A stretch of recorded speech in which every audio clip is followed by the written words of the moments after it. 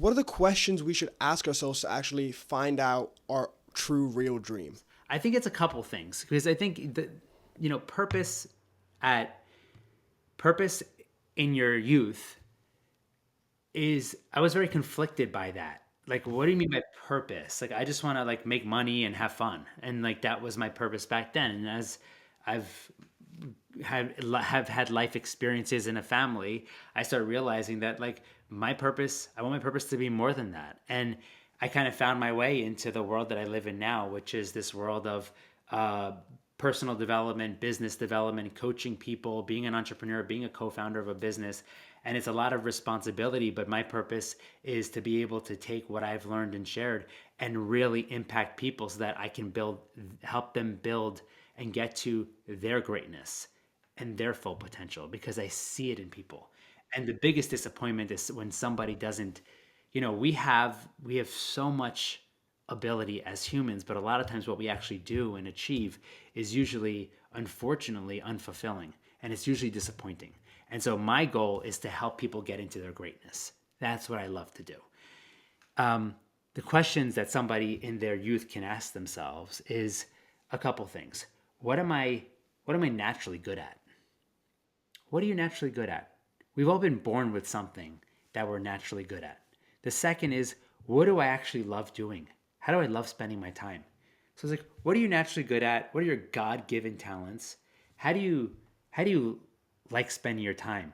Do you love doing this thing? What do you love about it? And the third thing I would say, what is the world's value? If you can think about it from those three places, because what you're great at and what you're naturally gifted at, but the world sees no value in it, that's going to be a roadblock for you. But if you're like, I'm great at this, let's say it's basketball. I'm so good at basketball. I also love playing basketball. The world loves basketball and loves entertainment. Well, that could be an avenue for you. Just using that as an example. So for me, when I look at my life now, but when I was younger, it was like, okay, what am I naturally gifted at? One of my natural gifts is connecting with people. I love people. That's a natural gift of mine to want to build relationships with people. I did it at a very young age. It doesn't mean I'm super extroverted. It just means that like I love connecting one on one with people and one to many with people. It's also something that I love doing. So I'm good at it and I love doing it. Does the world value it? You better believe it. That's why there's podcasts. That's why there's businesses. That's why there's leadership expos. That's why all these things, because people value the idea of somebody that knows how to connect with other humans. So that's the path that I've chosen, that I've taken. But there's something for everyone out there. So look at those three things.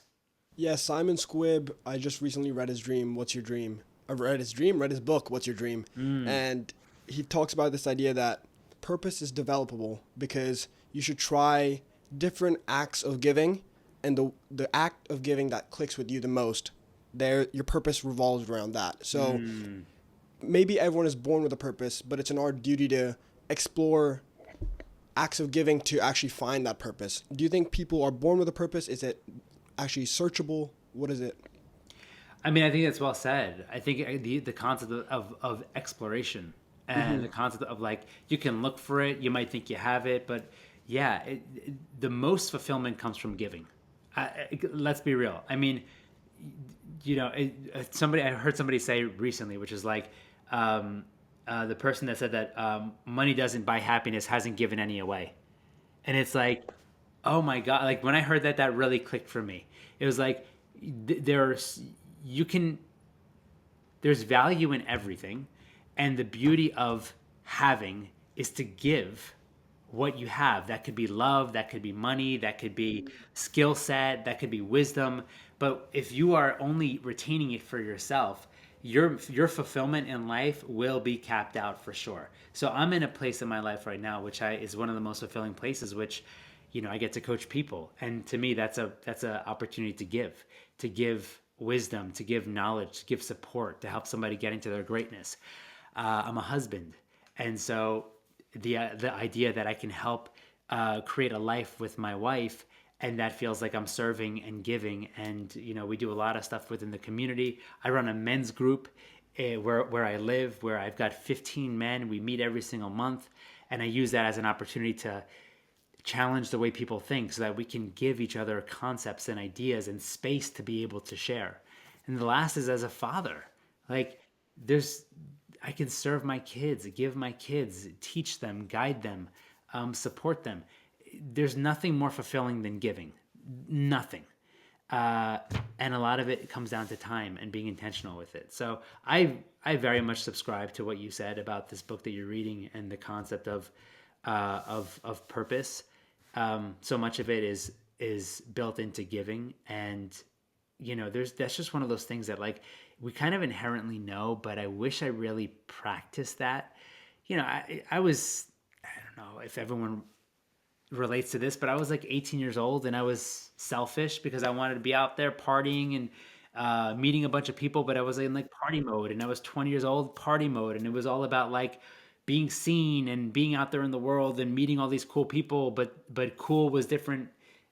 My relationship with cool was different then than what it is now. And I think you have to kind of go through those things, but I would say remove the pressure, because again, just like explore, find things that excite you, find things that you're interested in, ask yourself better questions. I used to ask myself, like, what do I want to do with my life? Well, that's so abstract and it's so pressure filled. It's a lot of pressure to be like, what do I want to do with my life? Oh my gosh, life could be 90, 100 years now. Like, what I want to do with the whole thing, I have no idea. But it's like, what problems do I love solving? What challenges do I like to face?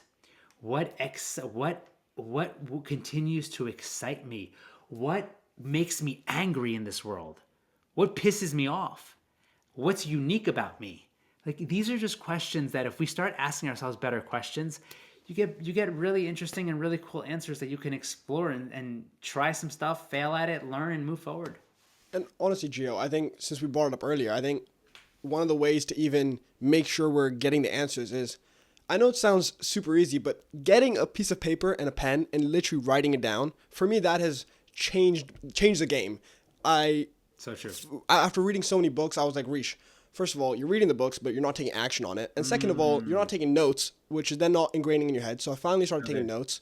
And for every exercise in a book I read now, I literally go, I'm going to stop reading the book. I don't give a shit until I finish the exercise that they provided. Yeah. I'm going to do the exercise. And it is life-changing. I know it sounds super easy to do, but there's a reason why so many people don't do it.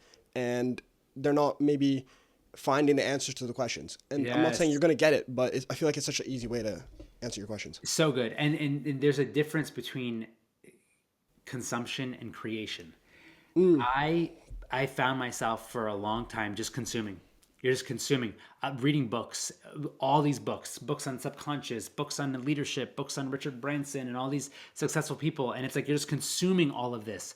But at what point are you turning that consumption into creation? And that's something that I had to work on, because I was like, oh, cool, I'm learning all of these things, but you're not taking action on it. You got to take action. Otherwise, the process is just total consumption. And then it's easy throwing in social media in there. So I love what you said. I think taking notes and really writing things down has dramatically changed my life, whether it's gratitude, like we talked about before, or it could be some of those questions that you're asking yourself. I do this with the people that I work with and coach. It's like, so much of it is I'll have worksheets for them, and I'll have them, you just think beyond what we naturally are focusing on. And if you can do that and think about, what is it that you want? What you talk about purpose, but like, what am I good at? What do I love doing? What problems do I love solving? What challenges do I love to face? All of these things, you start connecting dots, and then there's clarity in all of that. So I say create, but create really means that you're putting effort behind something and taking action. And that's one of the most important things. Like, you can't just talk about stuff. You can't just read stuff. You can't just learn stuff. You got to apply it. And the application of all of this is literally the last part, and then just the most important part, because then you can learn, you can iterate, and you can grow. And I love that you said that, Rishi. I think it's spot on. Thanks, mate. I appreciate it. I drop a gem now and then, I try my best. Yes, people, if you enjoyed that clip, remember to subscribe and like the clip. And you can check out the full episode right here. Yep, it's right here. Just press it. Just tap it. It's right there.